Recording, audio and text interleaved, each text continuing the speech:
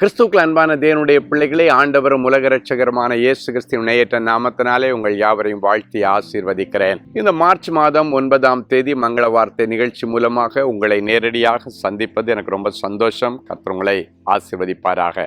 இன்னைக்கு காலையிலே எழும்பி உட்கார்ந்து நான் எதிர்பார்க்கறது எதுவுமே எனக்கு நடக்கலையே, ஒரு அடி எடுத்து வச்சா 4 அடி சறுக்குத, ஒரு ஸ்டெப்பு முன்னேறினா 4 ஸ்டெப்பு பின்னால வலிக்குத, என்ன சுற்றி என்னதான் நடக்குதுன்னு எனக்கு தெரியலையே என்றெல்லாம் சொல்லி என்ன அலைகளை அலசி கொண்டிருக்கிற தேவனுடைய பிள்ளைகளே, கர்த்தர் உங்களோடு கூட தெளிவாக பேச விரும்புகிறாரு. ஒரு அழகான மங்கள வார்த்தையை எடுத்து வாசிங்க.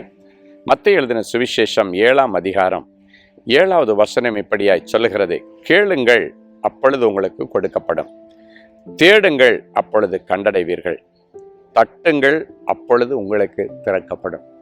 3 காரியத்தை ஆண்டவர் செய்ய சொல்றாரு. கேளுங்கள், தேடுங்கள், தட்டுங்கள். முதல்ல கேட்கிற பிள்ளைகளா நம்ம இருக்கணும். ஆண்டவருடைய சமூகத்தை நோக்கி நம்முடைய பிரச்சனைகளை சொல்லி ஜெபிக்கிற பிள்ளைகளா இருக்கும்.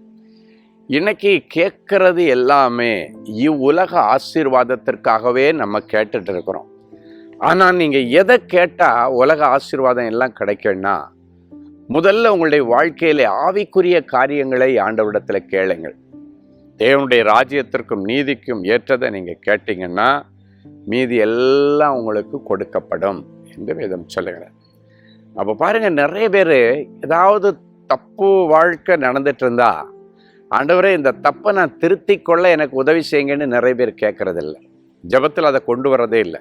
ஆனால் பைபிள் என்ன எதிர்பார்க்குதுன்னா, முதல்ல தேவ சமூகத்தில் நீ வந்து நின்னா, பலிபீட தண்டையில் நின்னா, யாரிடத்துலாவது நீ கசப்பா இருந்தேன்னா, முதல்ல அவங்ககிட்ட சமாதான உடன்படிக்கை பண்ணி உன்னை பரிசுத்தம் பண்ணி தேவ சமூகத்தில் வந்து நிற்க சொல்லி ஆண்டவர் சொல்லியிருக்கிறார். ஸோ இன்னைக்கு முதல்ல தேவனிடத்தில் எதை கேட்கணும் தெரியுமா? ஆண்டவரே, உங்களுக்கு பிரியமானது செய்ய எனக்கு கற்றுக் கொடுங்கப்பா, உங்களுக்கு பிடிச்ச பிள்ளையா வாழ என்ன கற்றுக் கொடுங்கப்பா.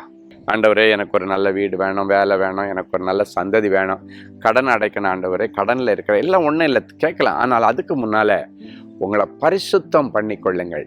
வேதம் சொல்லுகிறது, உங்களை பரிசுத்தம் பண்ணி கொள்ளுங்க, அதன் பிறகு அற்புதம் நடக்கும்.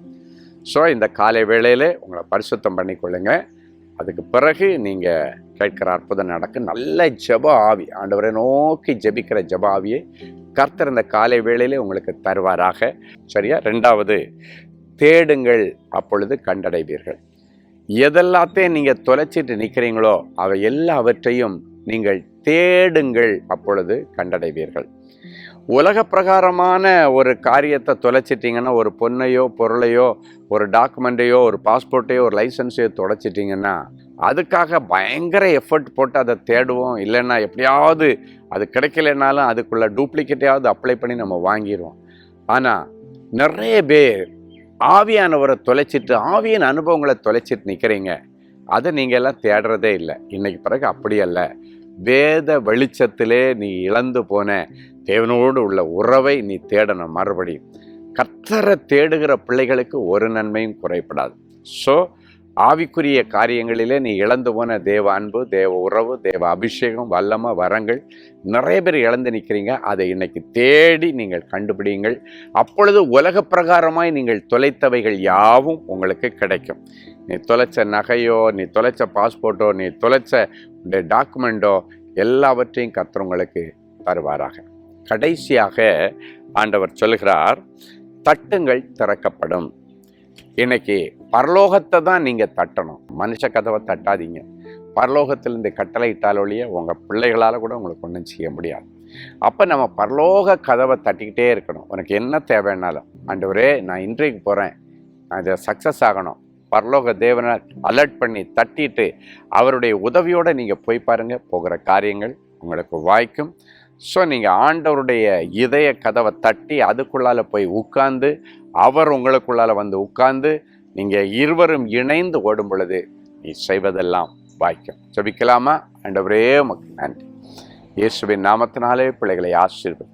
கேட்டு பெற்றுக்கொள்ளுகிற பிள்ளைகளாக இவர்களை ஆசீர்வதி. நல்ல ஜெபாவியினால் நிரப்பு.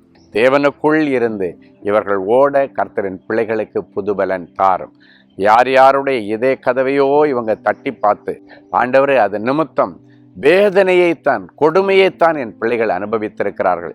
இன்றைக்கு பிறகு தேவனுடைய இதய கதவை தட்டி, ஆண்டவரே உமக்குள் வந்து இருந்து உமக்கு பிரியமான ஒரு வாழ்க்கை வாழ்ந்து இந்த உலகத்தில் சாதனையாளர்களாய் மாறும்படி இவர்களை ஆசீர்வதிக்கிறேன். இயேசுவின் மூலம் பிதாவே. ஆமென்.